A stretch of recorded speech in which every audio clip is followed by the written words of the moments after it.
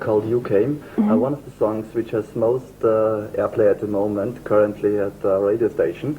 Yeah. And it's a song you composed. So by that, could you tell us the story behind? I mean, was it a melody coming into your mind suddenly, or? Well, You Came, I wrote with my brother Ricky, and I wrote the text and he wrote the music, and the music came first. It was one of the last songs that we wrote for the album, and Rick just came in with an idea for melody and a backing track for the song, and I just thought it sounded great, and we worked on it together, and I came up with a text, and then we had a song. So maybe was it something you were standing in the bathroom brushing your teeth and there was a song coming to your mind, or? I don't know. I mean, with Ricky, I know he works. We have our own recording studio, and he works a lot on his Fairlight with a keyboard and stuff to get melody ideas and stuff. And I do pretty much the same thing. In this instance, it was a matter of him walking in with the melody, and I just put the text to it. So I didn't actually come up with this melody myself. I'd like to have done it. So you've also written the lyrics for that, and one time in an interview with me you said you only sing lyrics you have wie sagt man, erlebt, was ist erlebt? Also you write lyrics, or you sing lyrics you have done, or it's an experience out of your life, in a way. Yeah. So You Came, is this a love song, any love song, or a love song you have? No, You Came actually was written about Ricky's son. Ricky had a son about 2 years ago, and we wrote it, well, I wrote it about him coming into all of our lives, you know, and so it's nothing to do with sort of man and a woman sort of love affair type stereotype subject. It's actually about a real situation. It's about a child, really. But the great thing about You Came, I think, is that it's such a kind of universal subject. You know, people come in and out of each other's lives all the time, and you know, one day you don't see this person, the next day they're in your life, and they're totally changing the way you're looking at it, and changing the way you're seeing things, and changing what you do, and you know, enriching your life. And I think that's why people really relate to this song, because, you know, people are all the same. You know, they have people coming in and out of their lives too.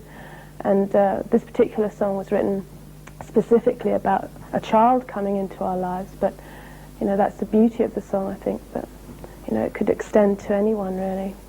Did you guess that this song becomes such successful as it becomes? No, I mean, these things always come out of the blue. They really do. It's like when Hanging On did really well, because when we cut and recorded You Keep Me Hanging On, it was the last song on the last album that we recorded, and we just did it as a good idea. We didn't really think much that it would end up being a huge smash hit all over the world. And You Came is the same thing. It was the last song on the album, and the last thing we expected was that it was going to be so successful.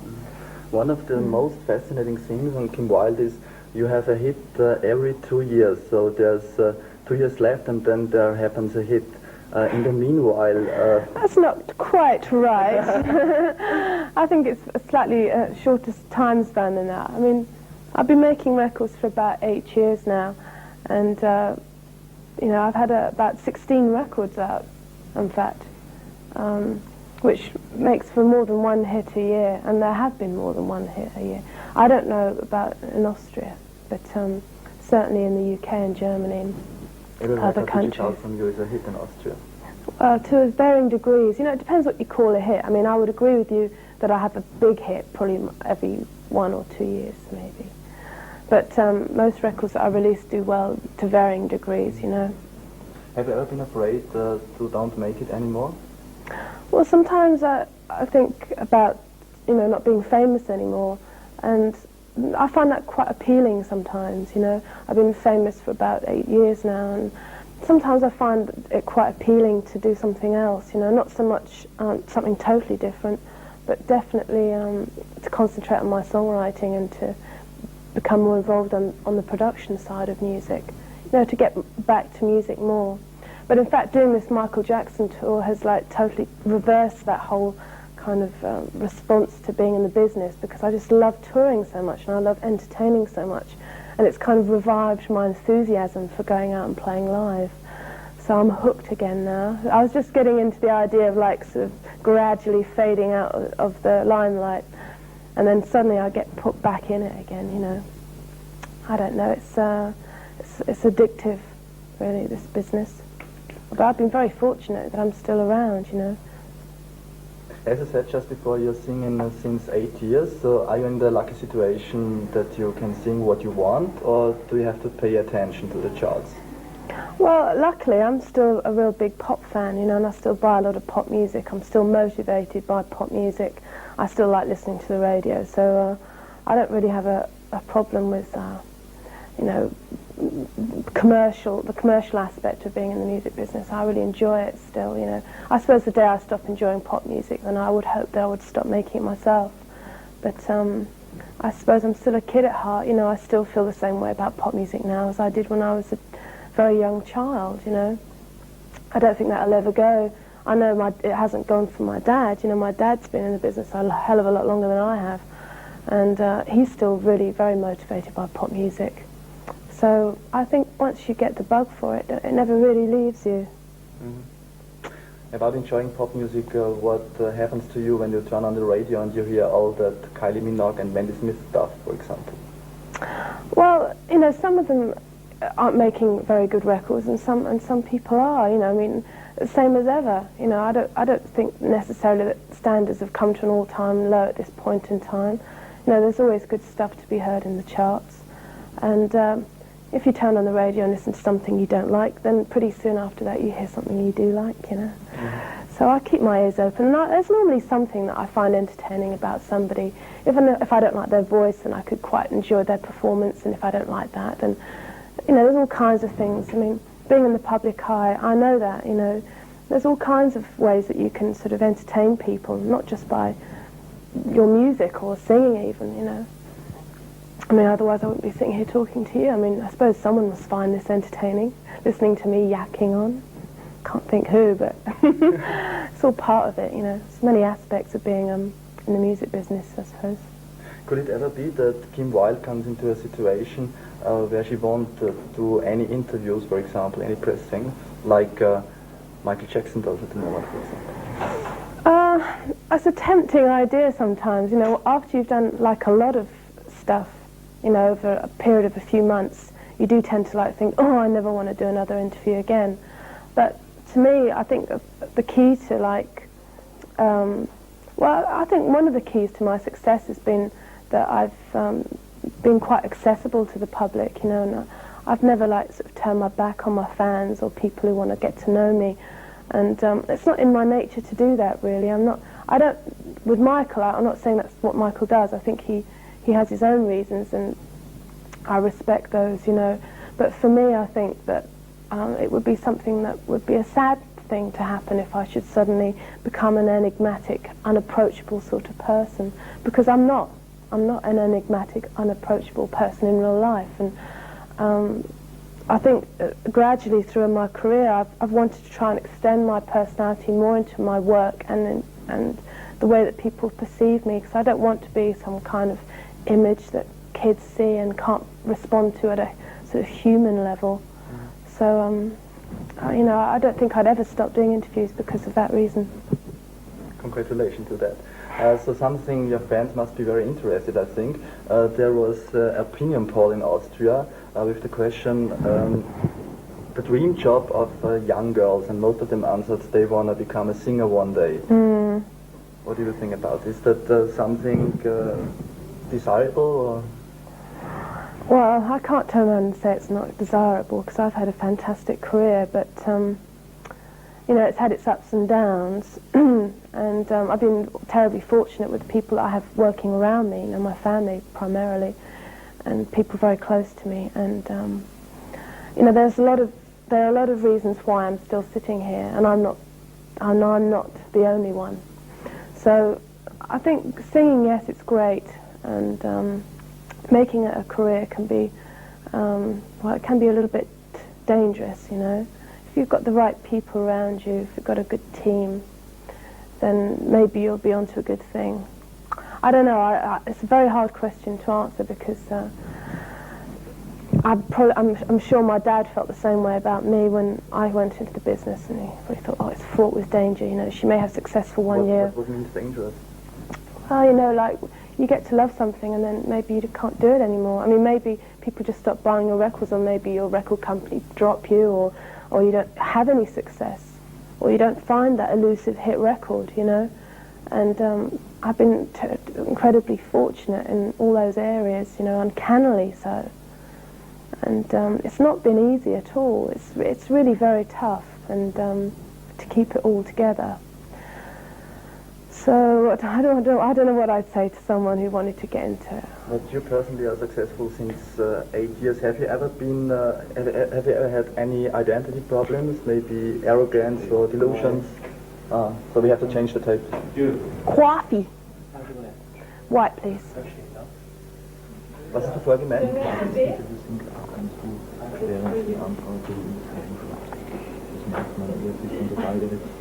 Also, ja.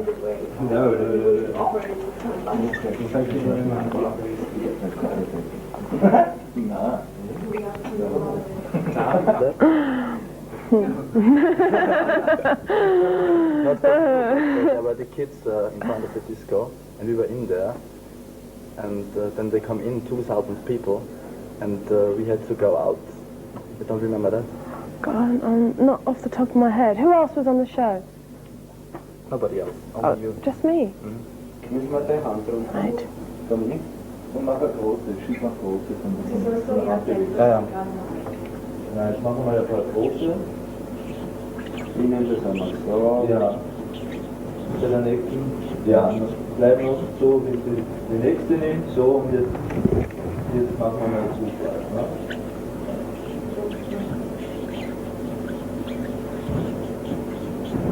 Okay.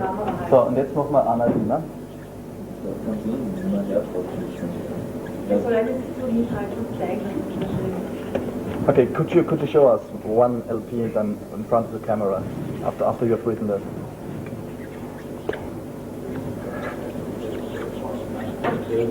What will be the next hit single?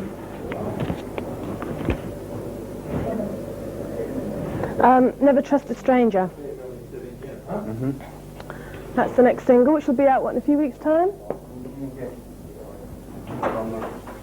You Came was, for me personally, the one hit. It was exactly that from the LP, not Mr. Heartaker. Thank you very much, Kim.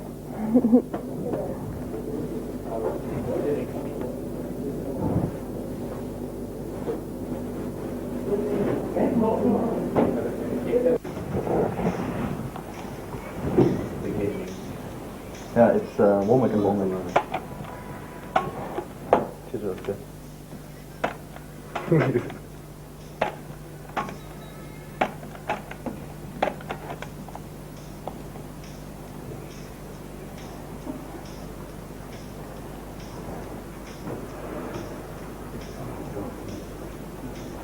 Kannst du aber normal unterhalten, das ist so mit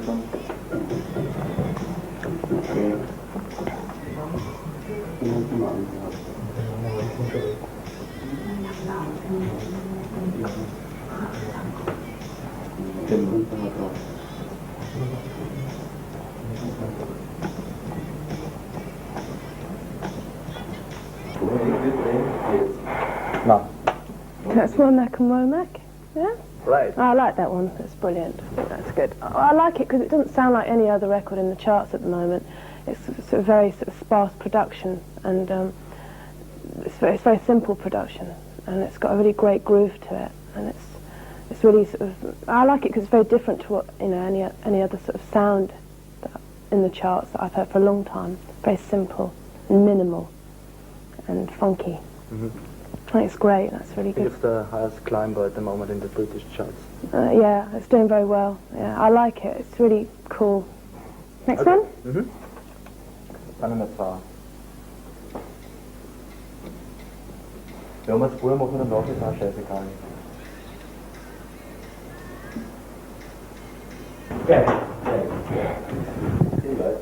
Well done. So, wir können. Okay. So, by the way, Michael Jackson, how often have you seen his show? Quite a few times. I know I know pretty much every break, every snare, every stop, every pause, every yes, I know it quite well, really, like the back of my hand. So it's, when you see this show so often, is there something new for you, or is it fascinating anymore? Yeah, it is. It's always fascinating watching him, you know, because he's a very mysterious person and a great performer. You know, and that all, I mean, being a mysterious person off stage adds to the kind of vibe on stage. You know, you're sort of looking at a complete mystical person, really. Oh, I think he's brilliant, really. We're very lucky to have him, you know, dancing around for us, making great records. You know, very few of those great performers around. This was about how often you've seen the show. How often have you heard the question about Michael Jackson and so on from journalists? Oh, I've been asked constantly about him on the whole of the tour, you know. But you know, I'm really no more in a position to answer most of the questions than you are. All right. So Michael Jackson is one of the living fantasy. So you are on tour. Is he such a mysterious person? The papers tell us. Well, it's hard to say. You know, I met him very briefly in Munich, and One time? at one time, yeah. During the tour, only one time. And he keeps himself very private. You know, he's a very private sort of person. So as I said before, you know, I'm not really in a position to say. I don't know. I think he's, you know, I don't know. I mean, I like him personally.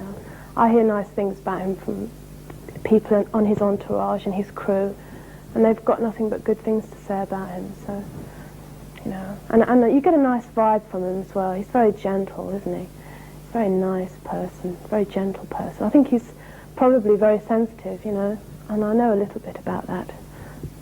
Is it a big honor to be an act in front of Michael Jackson? Well, of course it is, yeah.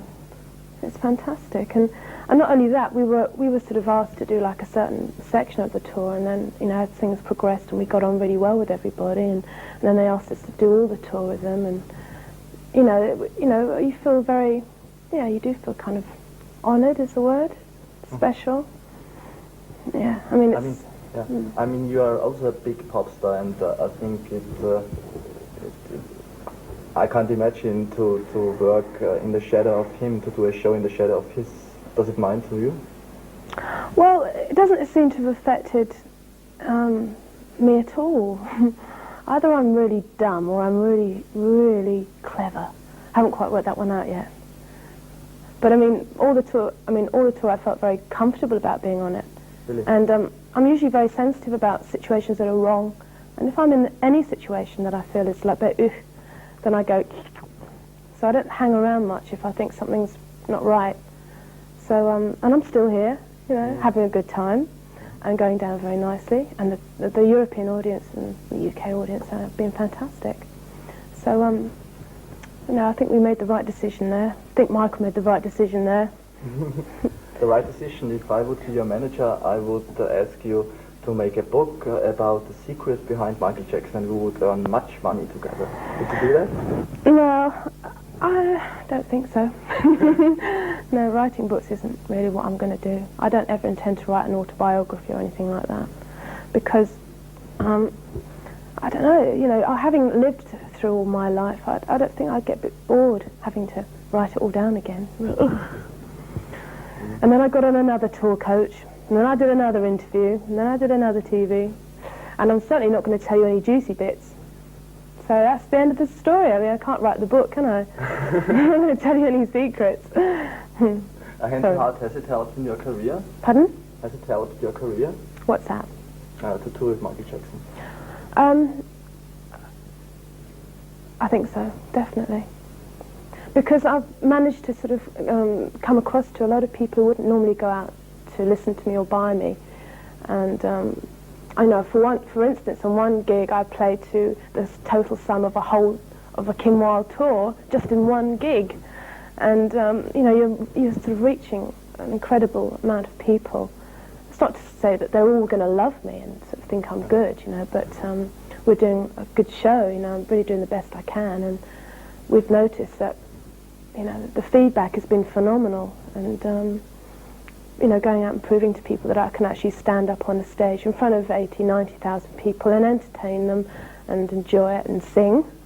And so I think, you know, I've maybe changed a lot of people's minds as to what Kim Wilde was all about, you know.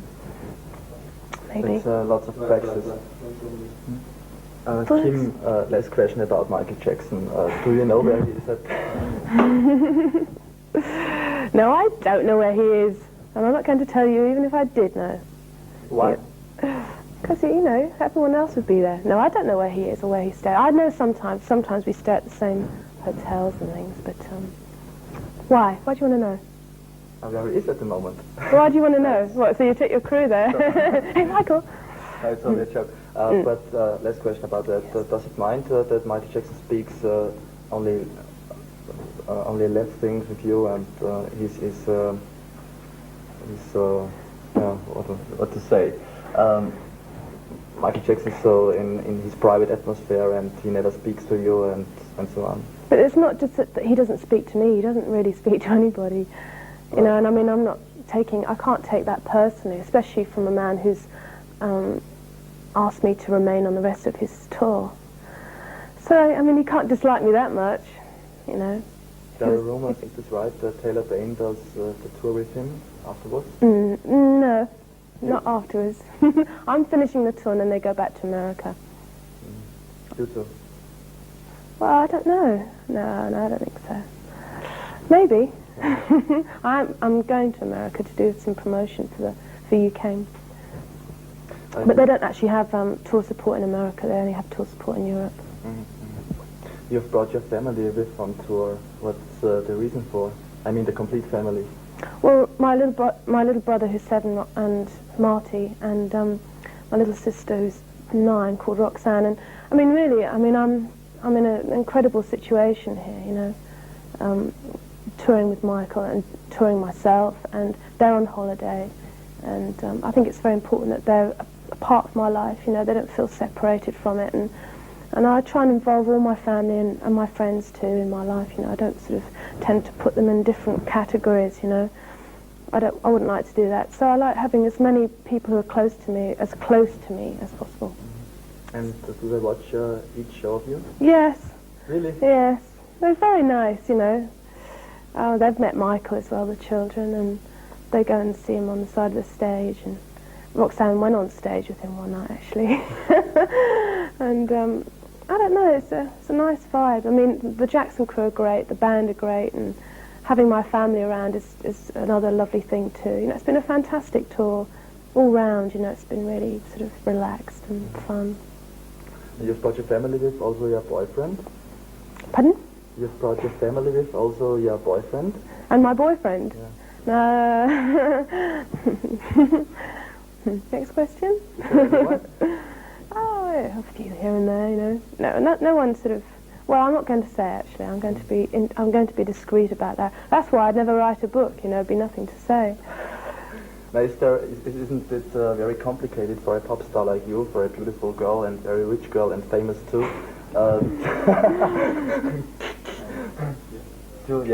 Let's finish. To find love or something? To find love. I think it's very difficult for everyone really to find true love, you know, really sort of true love. It's no less easy for me, no more difficult. Okay, Kim. Thank you very much. Thank you very much for your cooperation. That's my pleasure. See you tonight at the gig. Yeah, only maybe one jingle in this microphone, maybe. Hide it.